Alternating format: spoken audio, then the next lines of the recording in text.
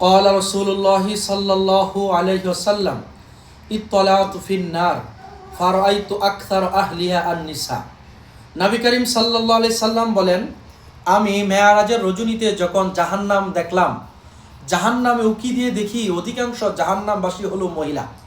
আকসার, এখানে নবী করিম সাল্লাল্লাহু আলাইহি সাল্লাম আকসার শব্দ ব্যবহার করেছেন, যে অধিকাংশ মহিলা হলো জাহান্নামী।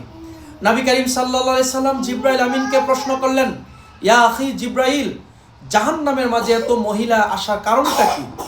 আমার উম্মতের অধিকাংশ মহিলা আসার কারণটা কি? জিবরাইল আমিন দুইটি কারণ উল্লেখ করেছেন।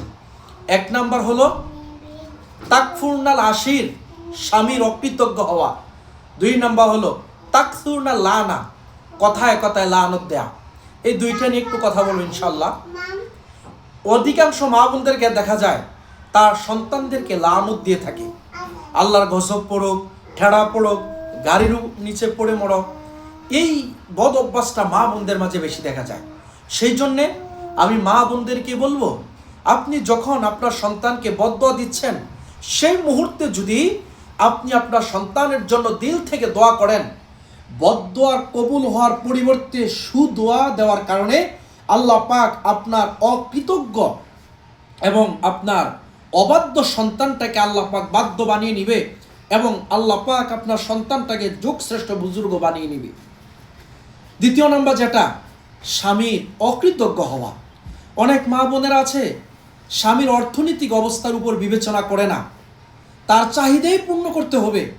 কথার কথা, স্বামী 10,000 টাকা বেতন পায়, 15,000 টাকা বেতন পায়, সেই টাকায় স্ত্রী সন্তুষ্ট নয়। স্ত্রীর এমন চাহিদা, মনে হচ্ছে তার প্রতি মাসে 10,000 টাকা লাগবে। সেই জন্যে স্বামী যদি তার আকাঙ্ক্ষা অনুযায়ী চাহিদা বাস্তবায়ন করতে না পারে, ওই স্ত্রীটা স্বামীর অবাধ্য হয়ে যায়। আমরা এমন অনেক দেখেছি। সেই জন্যে আমি আমার মা বোনদেরকে বলবো, আপনার স্বামীর অবস্থার উপর ডিপেন্ড করে আপনার চাহিদা পূর্ণ করার চেষ্টা করবেন। অন্যথায় স্বামী দিতে পারছে না, আল্লাহ পাকের কাছে দোয়া করেন এবং ধৈর্য ধারণ করেন। আল্লাহ পাক অবশ্যই যদি ধৈর্য ধারণ করেন এবং দোয়া করেন, আল্লাহ পাক আপনাকে গায়বী খাজানা থেকে আপনার হাজতগুলো পূর্ণ করে দেবে ইনশাআল্লাহ। অতএব দুইটি কথা বললাম।